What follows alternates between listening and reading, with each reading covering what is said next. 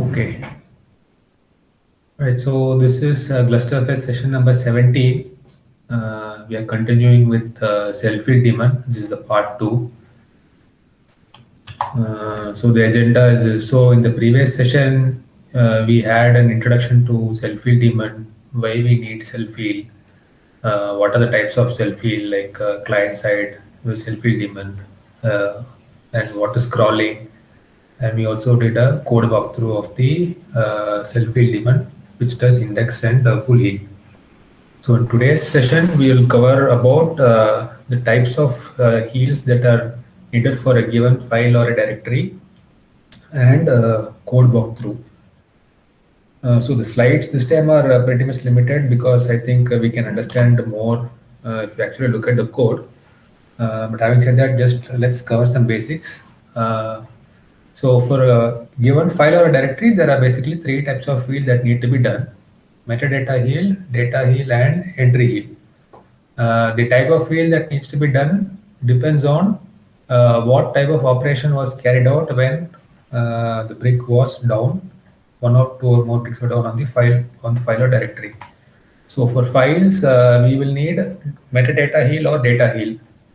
So if we think about it, the operations that you can do to a file are basically the modification operations that you can do to a file are basically writing to the file or like changing its metadata like owners, ownership, permission, extended attribute, etc. So when you do a write to a file and it fails on some of the bricks, then what you need is data heal. If you do some other commands like chown, chmod, or set etc or remove etc, and if that fails on some of the bricks, then you need to do metadata heal for a file. So this is just an example of get a fatter output from the brick. So what I did was in a replica volume, I created a file and then killed one brick and wrote something to the file. So if you do a get a fatter on the file, you'll see that the AFR extended attribute contains something called AFR.testWall client 2, meaning I killed the third brick. So this was a replica 3 actually. So I killed the third brick and did it right. So the first brick is blaming the third brick. So the external attribute we also already saw in the previous sessions that it is basically like a bitmap which is divided into three sections which captures data, metadata, and entry transactions. So because this was a write, the data part is set to 1. So there are ones in red in the exciters. So that is 1, which means you will need data heal. The other two are 0, meaning no metadata heal or entry heal is in this file. Similarly, for directory, the operations that can be done are metadata operations, meaning changing the ownership, permissions, or setting or removing etc. And the other main operation that we usually do is creating or removing files or subdirectories inside the directory. So when you do that, and if a brick is down, we need to do what is known as entry heal. So similarly, what I did was in a directory, I killed one brick and created a file. So if you look at the exciter for this directory, if you do a get a fatter on one of the good bricks, you'll see that the entry part of the exciter bitmap is 1, the last one in orange color. So that means this directory needs entry heal. So I think what is important for you to know is to interpret these exciters so that you can then also look at the code and understand for a given set of exciters of a given file, what type of healing needs to be carried out by the self-heal daemon or the client side heal. So yeah, I think that is it as far as external attributes are concerned. So I think we'll get straight to the code. So in the previous session, we saw looked at the files afr selfield.c.h, afr selfield.h, and common.c, the ones in black. These were the ones which contain the common logic for the crawling part of selfield daemon. Today we look at the other files, selfield metadata, data, entry, name.c. Probably not name because name is also a subset of entry heal. So these are the files where we'll primarily focus on today. So I think from the name itself, you can find out that metadata.c contains the logic for doing metadata heal. Similarly for data.c and entry.c. So the main entry point rate is AFR self heal. This I think was already there in the previous slide itself. So this function will be called either by the self heal daemon or from the client side heal. From the client side heal, if you enable the client side heal and the file needs healing, then as a part of inode refresh, eventually this function gets called. From the self heal daemon side, either during the periodic crawl of every 10 minutes or when you manually run a cluster volume heal one name, it will eventually crawl and call this function self heal. So this enter function, if you look at it in the code, we'll see shortly. It has like three sections: A for self heal data, A for self heal metadata, and A for self heal entry. So basically, this function will receive the GFID as an argument, and for that GFID, it will do these three types of heals. So let's look at the code. There's not much theory to cover.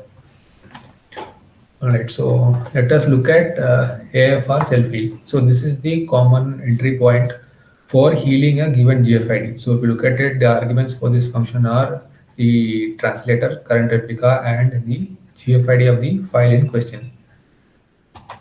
So let us go into that function and see.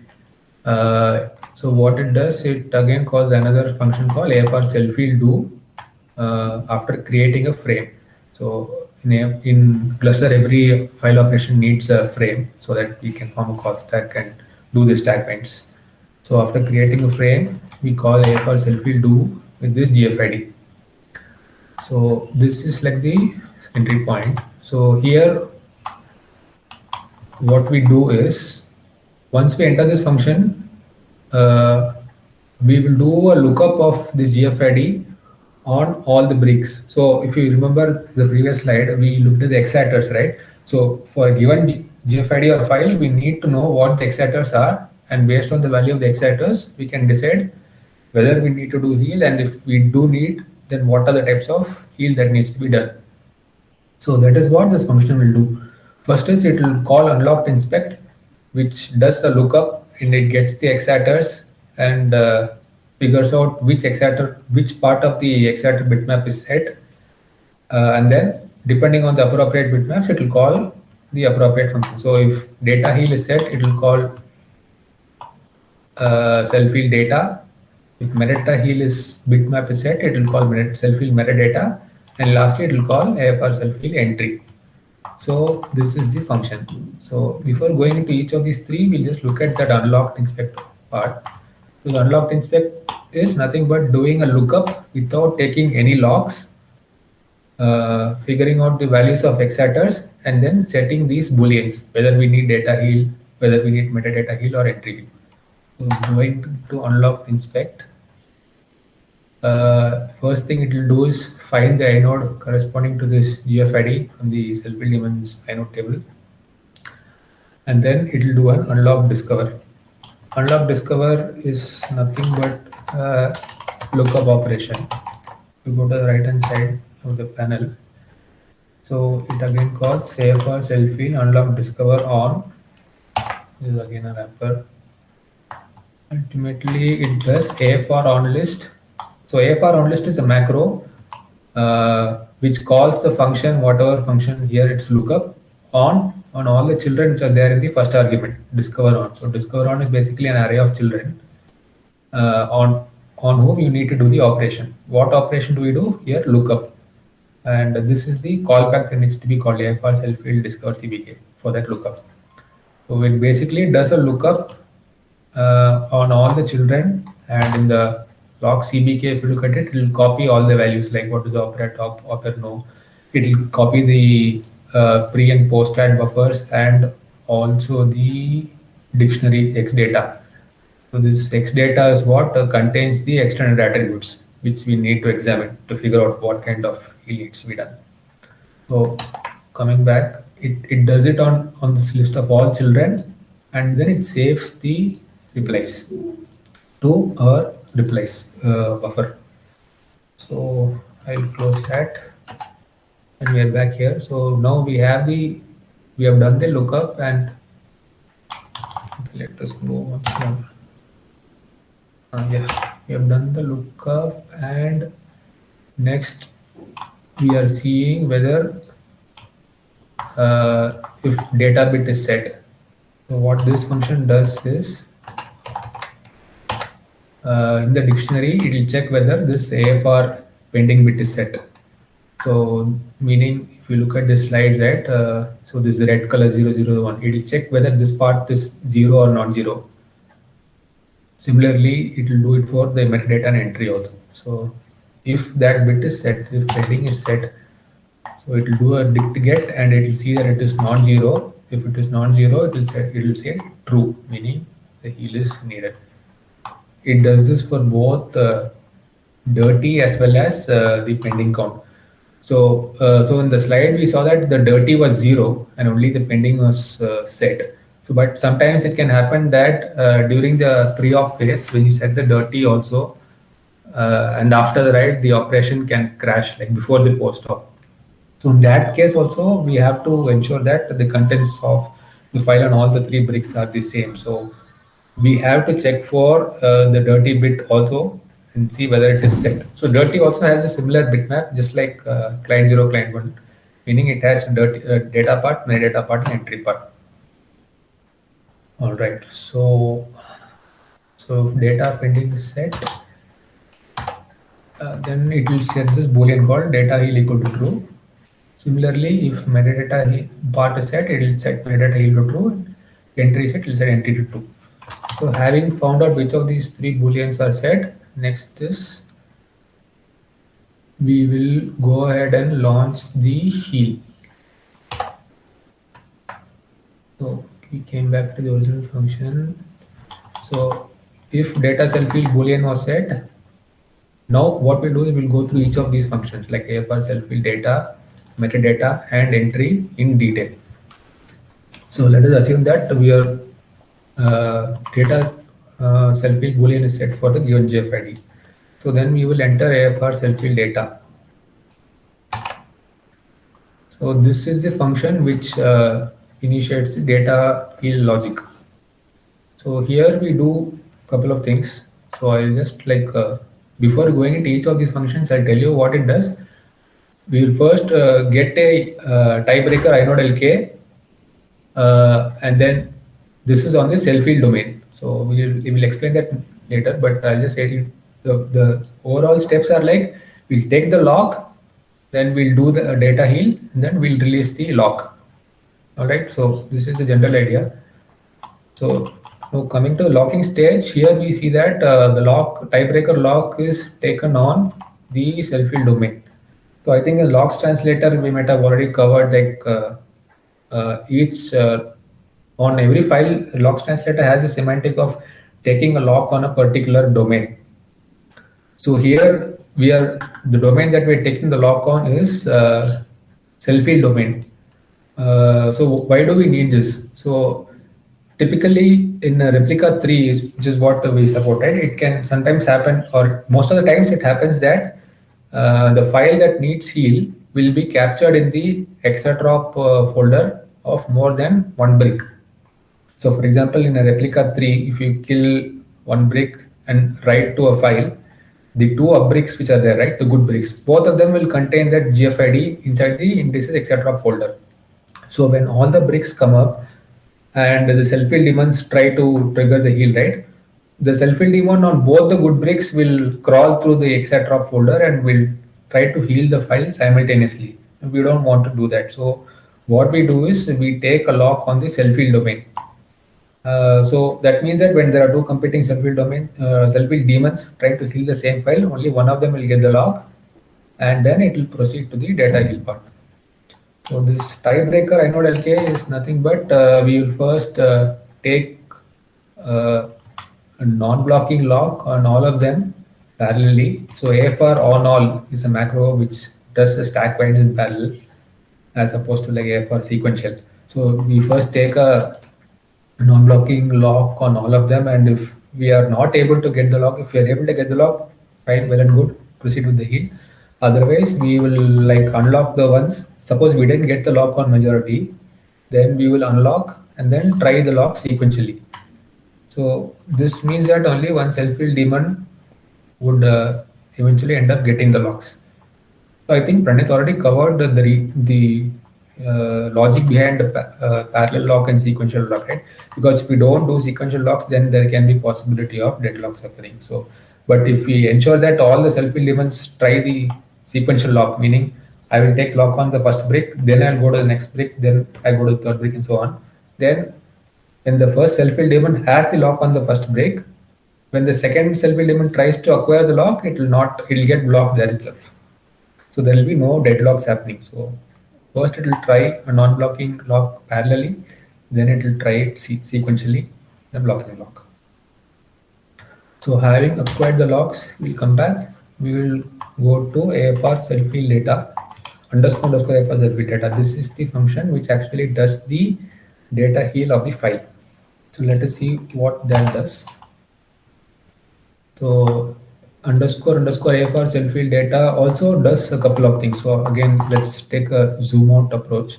So it first will take an inode LK in the IO domain, and then it will figure out, it will do a lookup and figure out what are the good bricks, what are the bad bricks. In other words, what direction do I need to do the heal? Then it will basically truncate the sync, and it will release the lock here. So there are two concepts here. One is full lock and one is range lock. So we'll get to that in a bit. So then it will again do the data heal, and finally it will restore the timestamps and release the lock finally. So these are the broad set of steps which happen in the underscore AFR self-heal data. So let's go through each of them in detail. So the first step is AFR self-heal anode LK. This is taken on the actual name. This is in the IO domain. So the previous lock was there in the self-heal domain. So that is to prevent multiple self-heal demons from trying to heal the same file.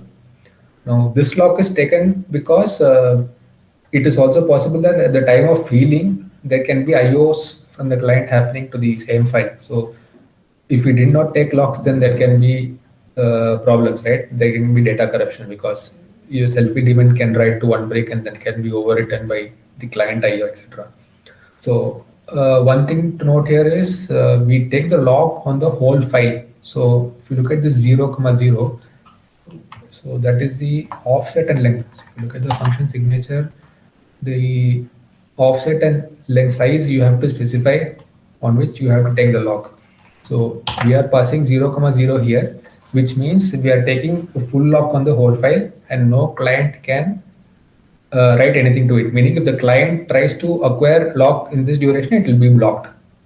So we take the whole lock and then we figure out what bricks are good and what bricks are bad. And then we will release the lock and then we'll do the healing by taking range locks. So while we are here in the full lock, so having taken the full lock, we'll go to AFR self-heal data prepare. So this prepare function, so again, just to reiterate, so these sort of functions are similar to all three types of fields. So if you look at, so when we go to metadata heal and entry heal, right, you will see a similar pattern like taking the lock, then doing a prepare, and then healing the file and lock, etc. So function names can be intuitive in that sense. Once you know one type of heal, it will be easy to read and understand the other type of heals. So self-heal data prepare, we again do unlock discover, meaning you do a lookup on the file, figure out what the exciters are, and we capture the exciters which we get in the response dictionary. So once we discover, we go to find direction. Find direction means given a set of exciters for a given file, we have to find out what are the good bricks, what are the bad bricks. So in other words, we have to find out what are the sources and what are the sinks. So that is what this self-heal find direction does. Meaning it finds out the direction of heal from which brick to which brick we need to do the heal.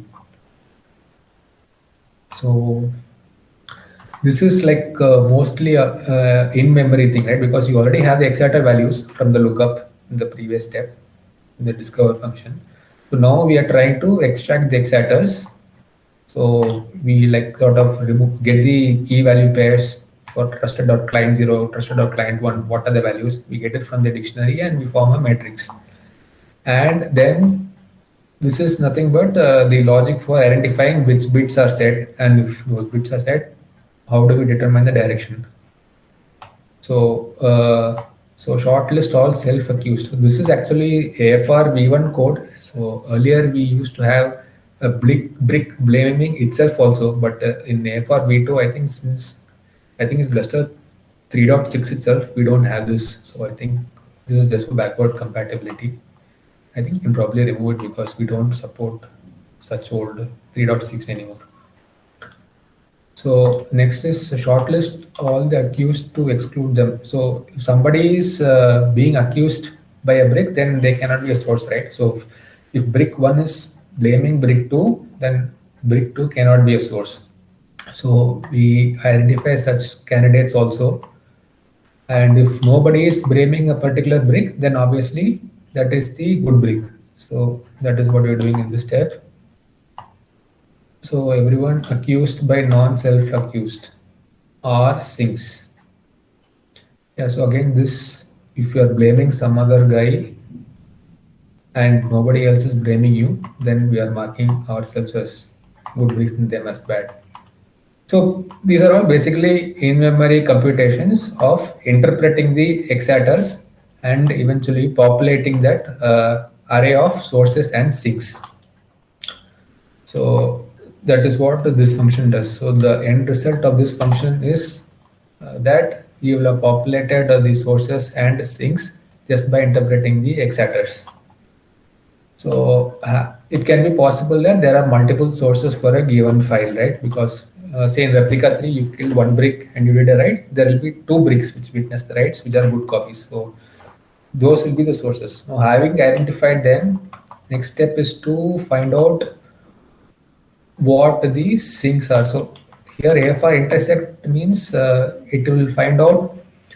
So in the previous function, we already populated the sinks from the X adders. Lockdown is nothing but the list of children on which we successfully acquired the locks.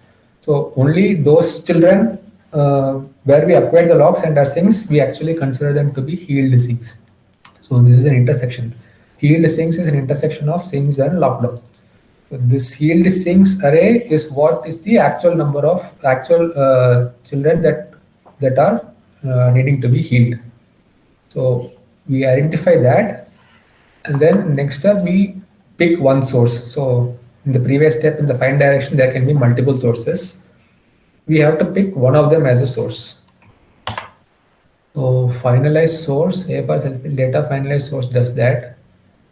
So it has some various policies, like, so if the file is in split brain, then we actually cannot do the heal. So in replica 3, data split brain should not happen, but in replica 2 and all right, when 2 bricks are blaming each other, we will not have any source. So in that case, the sources array will be 0. So this split brain check is for, this logic is actually for resolving split brain. So in vCluster also has, or AFR also has replication split brain resolution commands, which can be used to resolve split brain. So when you give, in that you have various policies like choose this brick as a source and things like that, right? So when you want to resolve split brains, you explicitly mention the source based on various policies. So this code is there to exercise such logic to pick a source when there is actually no source, meaning a split brain source. So, but in the normal case, there will be like a couple of good sources and one sink. So then we just have to finalize the source from among the many sources. So sometimes it is also possible that for whatever reason, the X adders are not present on the bricks due to a crash or something like that. But the file sizes might be different. So these steps, these lines are there to handle such corner cases. Like if there is like biggest file, so mark largest file as source, mark biggest witness as source. So meaning if you don't have any proper X adders indicating which is good and which is bad brick, we also use some heuristics to randomly, or not randomly, according to this code, we pick up some of the bricks as sources. So for example, if you look at mark largest file as source, It'll find out which of the bricks has the largest size from the stat data, IA size, and then it will eventually mark that as source and the rest of them as sinks. Meaning, it will set if it is the small all the smaller ones, it will set source of I equal to 0, and only the biggest one will have source equal to 1.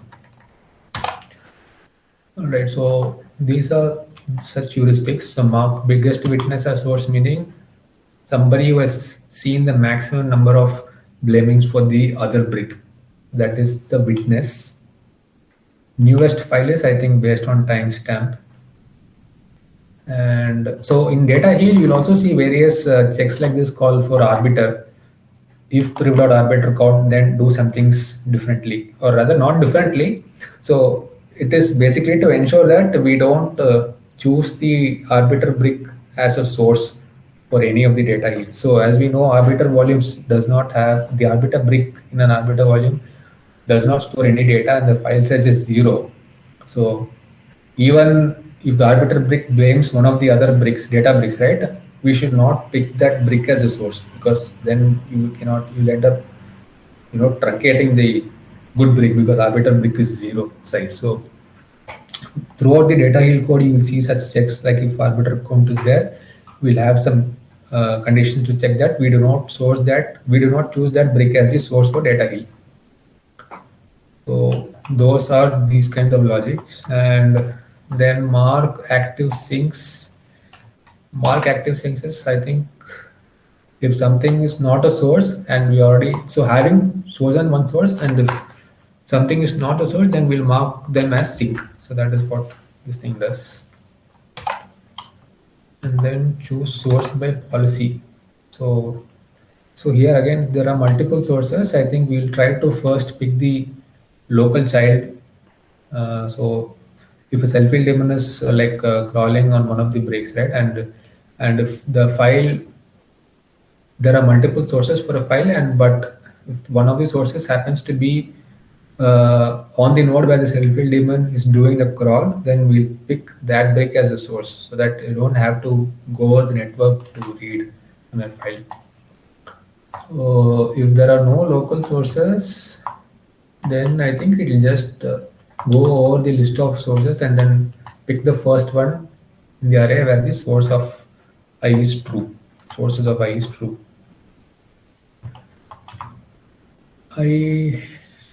Yeah. So then having picked the source, it will return the source. So I'm going back to the calling function. Okay, we return source here again. All right, so this is what the prepare does. The prepare function gives us with a particular source. So again, there are some checks for arbiter. We'll not go into that. So having identified the source, the first step is to truncate the file on all the sink bricks. So that's what this function does. So before doing the data heal, you have to truncate the file, and then it will release the full lock. So all this time, we have to keep in mind that we are actually under the full file lock, meaning no IO from the client can do anything while we are doing all of these things, meaning examining the executors, figuring out the source and sink, and then also truncating the sink bricks. So after doing these 3 steps, we will unlock, and then we'll actually go to the actual data heal part. So actual AFR self-heal data heal do. This is where we do the actual healing process. So there are 2 types of data self-heals in AFR. One is full heal, and the other one is checksum heal. So that is what this function does. So it will first determine the block size. So whatever is the type of data heal to be done, so one is checksum based, another one is just doing the full heal. Checksum based means what it does, it will read the blocks in chunks from all the bricks, and then it will compare the checksums.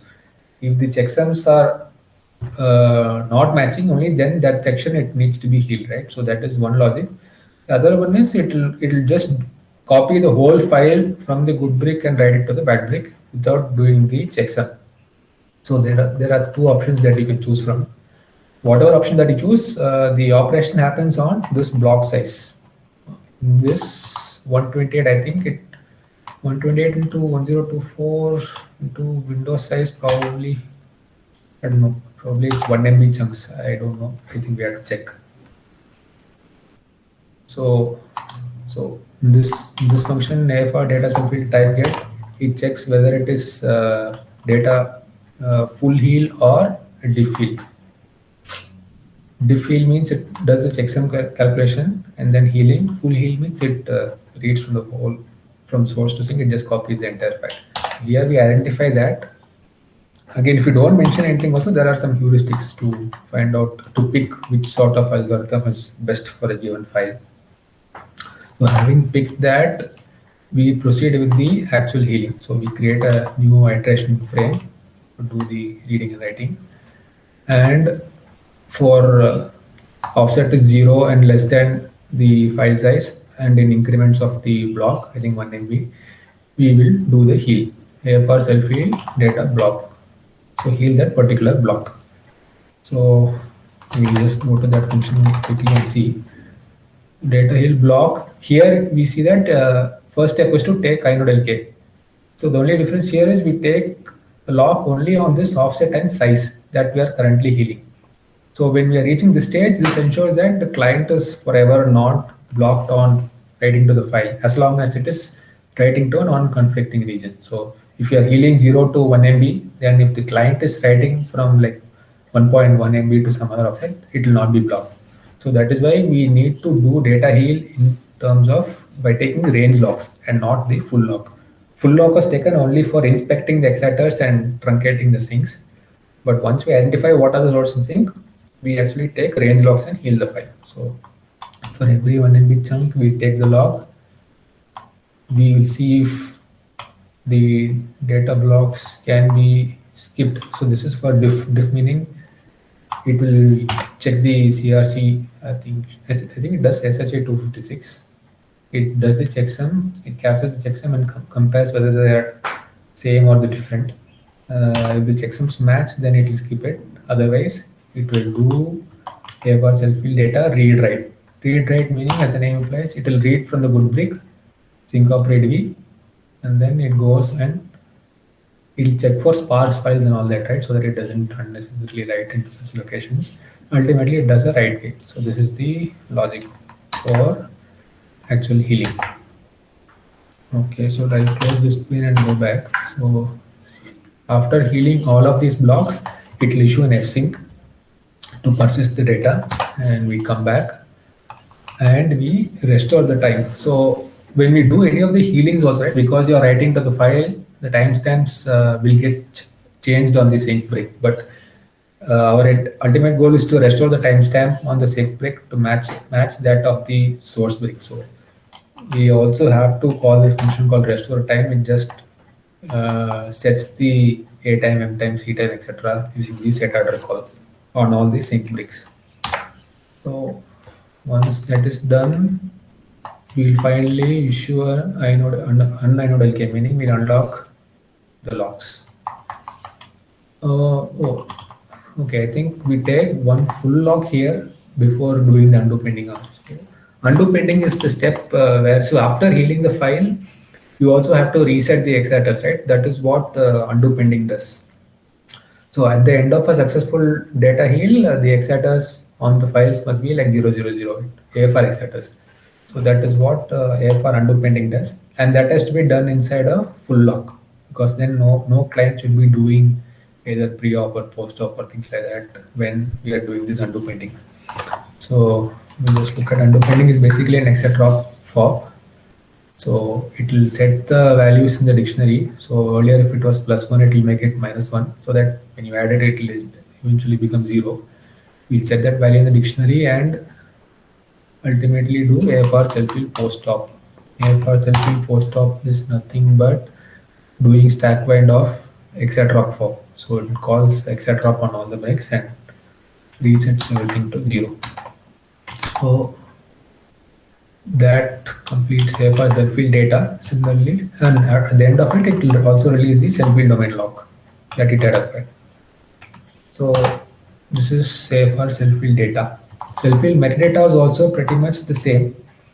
I will not go into full detail, but I'll just say it first takes the self. Here we don't have the concept of self-heal domain locks because metadata self-heal only takes a very small amount of time, unlike data self-heal, right? Because this involves only healing the external attributes, the user ID, uh, GID, the mode bits, etc. Right? It takes a very short time, so there's no point in adding another layer of complexity by introducing a self-heal daemon lock. So we directly take a lock on the metadata domain. So the client is doing an IO, it will also have to take a lock, so it will be blocked until the metadata heal is completed. So it takes the lock and then it does metadata heal prepare. It's same as data heal prepare, meaning it do a lookup, figure out the hex address, and figure out the sources and sinks. Once that is done, it will eventually do AFR self-heal metadata do. Metadata do is again nothing but okay. So first it will do a sync of get excitor on the source break. So it will do a bulk get excitor, meaning what are all external attributes are there on the good break, it will fetch everything. And then on the sync breaks, it does a couple of steps. First, it heals the timestamp. So I think these are the permission bits for the timestamp. Yeah, so UID, GID, and mode bits. This will be healed, and then it gets the external attributes which are already there on the sync break, and it removes them because before setting it, you want to remove all those excitators which are not to be present on the sync break. And then it does the sync of set exciter, bulk set exciter with the exciter values which are present in the source break. So essentially, we are healing the exciters and the permission bits, UID, GID, and mode bits, etc.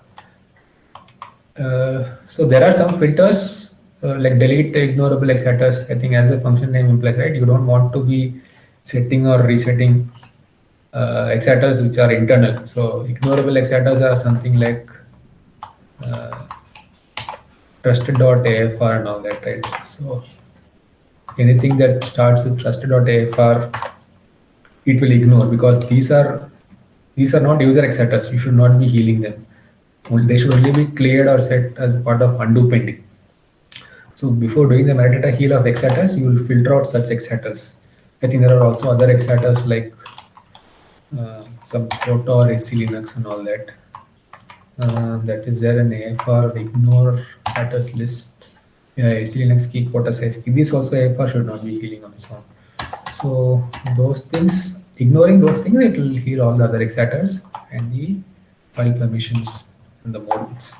So that is pretty much it. Then after doing the metadata heal, it will again has to restore the timestamps because the heal operation will also have to modify the timestamps on the break. So we have to restore it to the ones that are there on the source break. And then it will ultimately do undo pending. Undo pending means, again, after completing the metadata heal, we have to reset that metadata part of the bitmap, AFR bitmap to 0. So it is nothing but a post op with the arrays filled in appropriately. Like if it is +1, it will send a -1 so that it becomes 0. And then it will remove the inode LK. So it will unlock the inode LK so that if a client is blocked on it, it can proceed. So that is metadata heal. The third one is, the last and final one is entry heal. So entry heal is somewhat different. So there also the steps, the overall steps are the same in the sense that we will first try to get a inode lock, entry lock on the whole file. Then we will figure out, okay, so first is to take the lock on the self-heal domain so that only one self-heal daemon can heal the file.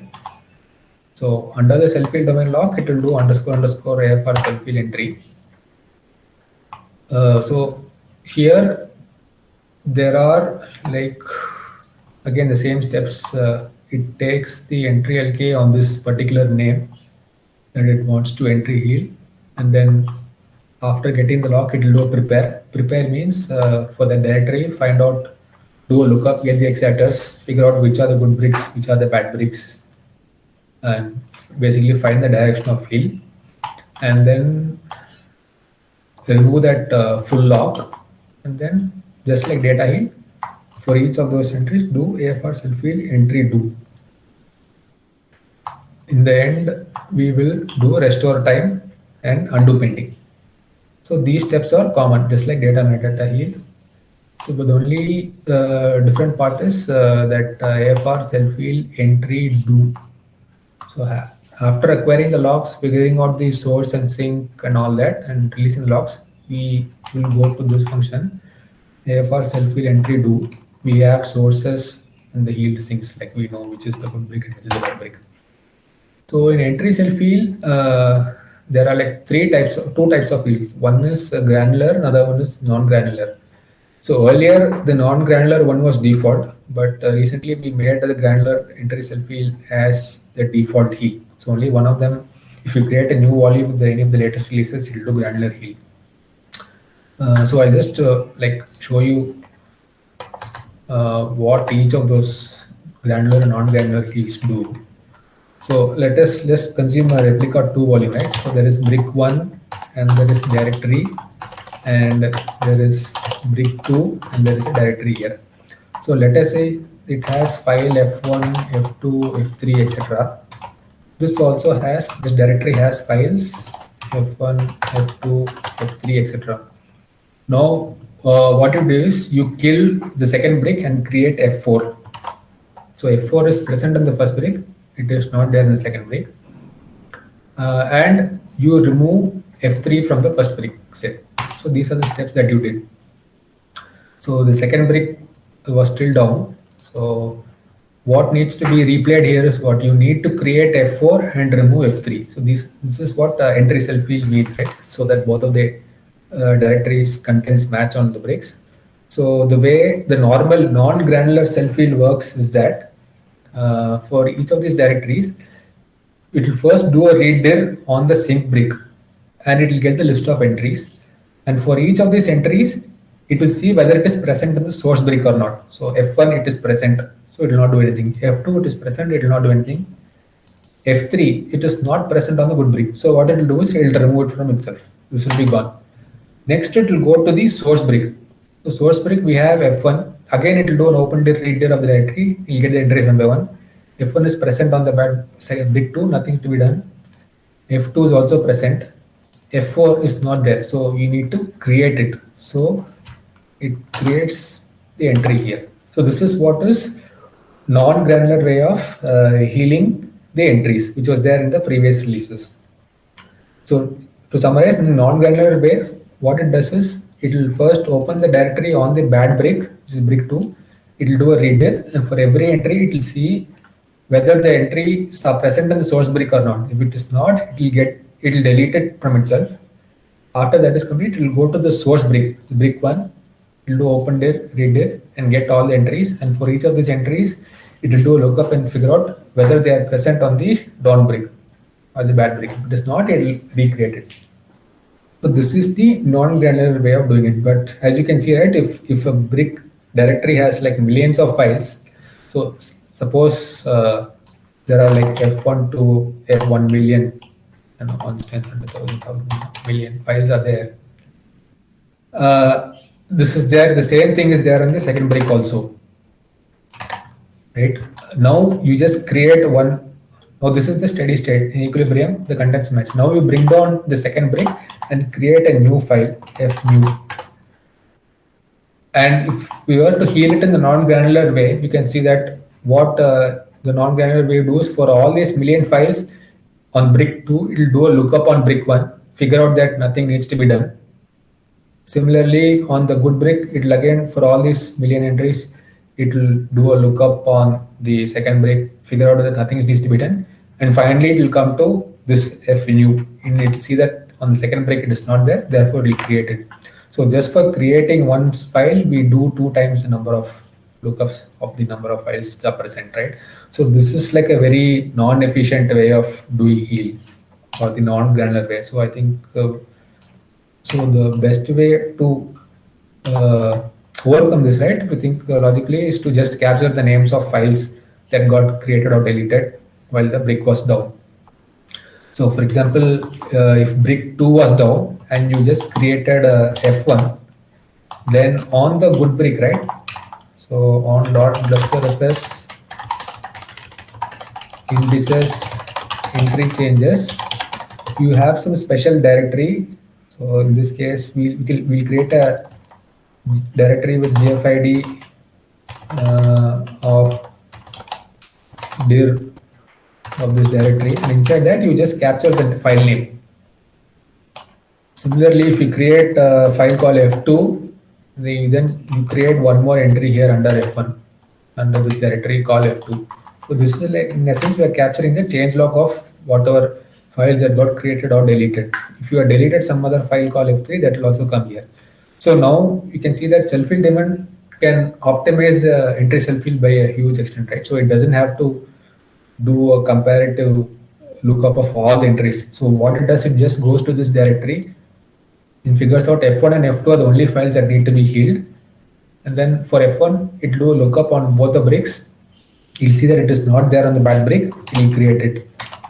And similarly for F2 also. So what we have done is like vastly reduce the number of lookups that are needed for doing the entry self-heal. So this is called as a granular way of doing the entry self-heal.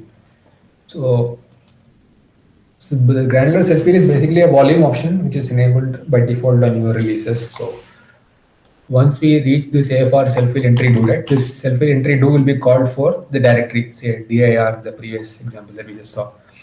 So it will see whether we need to do.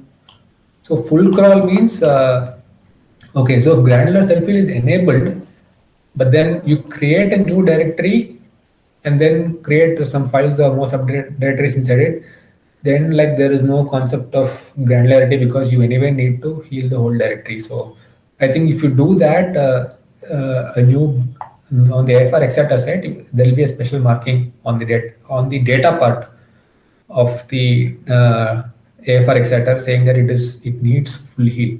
So I think that is what this is. So if it doesn't need it, it will do granular.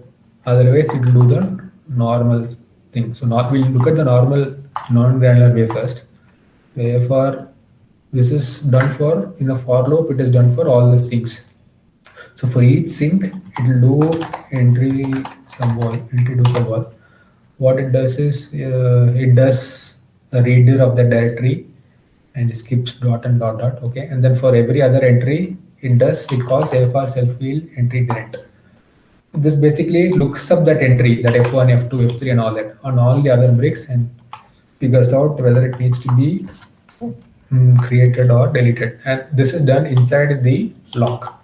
We'll take lock on that particular name. So if it is file 1, it will take a lock for file 1 on the parent entry dir. Again, it will do an entry prepare, meaning it will again find the direction of heal, which is the source, which is the sink, and call AFR self-heal entry direct.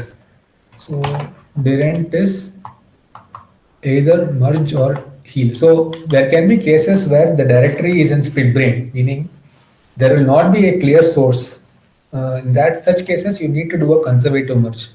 So for example, let's say you have dir on both the bricks. You kill the first brick and created F1, got created here. Then you kill the other brick alternatively and created a new file F2. So the end result must be that both F1 and F2 must be present on both bricks. But because we did the operation by killing each of the bricks, the AFR acceptors will indicate that there is no clear source. So it doesn't split brain. So in such cases, it does a conservative merge. Conservative merge means for every entry here in the second brick, if it is not there if it is for every entry in the second brick, for every entry in the first brick, if it is not there, it will get created on the second brick. So it will not delete anything. Similarly, for every entry which is there in the second brick, if it is not there, it will get created. So it will essentially do a conservative merge of files. So that is like a safe way of dealing with it rather than deleting entries leading to like data loss, right? So if source is less than zero, we'll do a merging of all the entries inside the directory. Otherwise, if there is a clear source or sink, we will do a heal of the directory. Heal meaning either we need to delete the file or create the file, depending on what was the operation that was done from the client when the brick was down. So that is self-heal direct. So the granular ways, instead of doing the opening and reading that entire directory, it will go to the granular indices folder, right? The node cluster plus indices entry changes.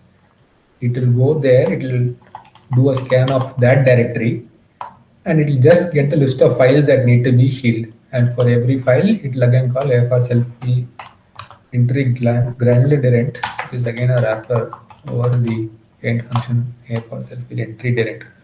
So this also again does the same thing. So having found out the actual file name that needs heal, it will again like take the log, figure out which is the source, which is the sink, and then it will either create the entry or delete the entry from the brick. So once that is done, it will also call entry purge. Entry purge means once you heal the entry, the granular indices name, right? It has to be removed. So earlier we saw that it had dot cluster fs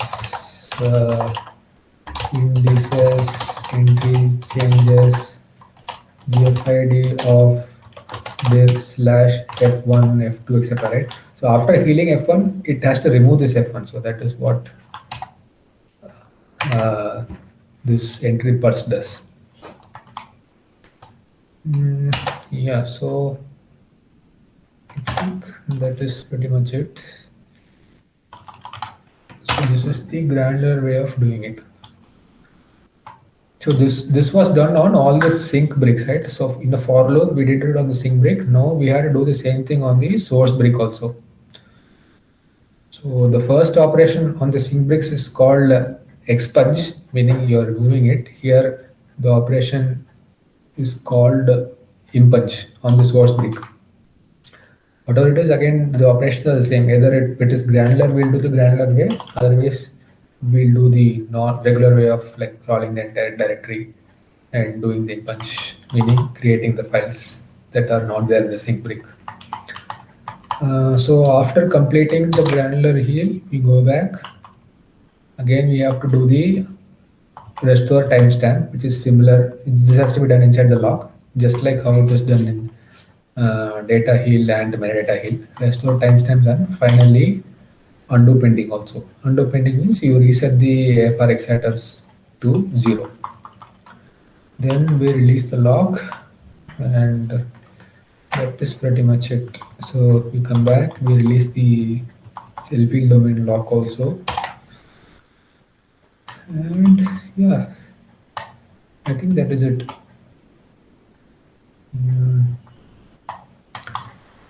Yeah. So the main thing to summarize, right? The logic is that AFR self-heal do is called with a particular GFID. For that GFID, it does a lookup, figures out which is the source and sink, and what type of fields are needed, and it calls the respective functions which does the respective fields, like whether it is data, metadata, or entry. So that is pretty much it.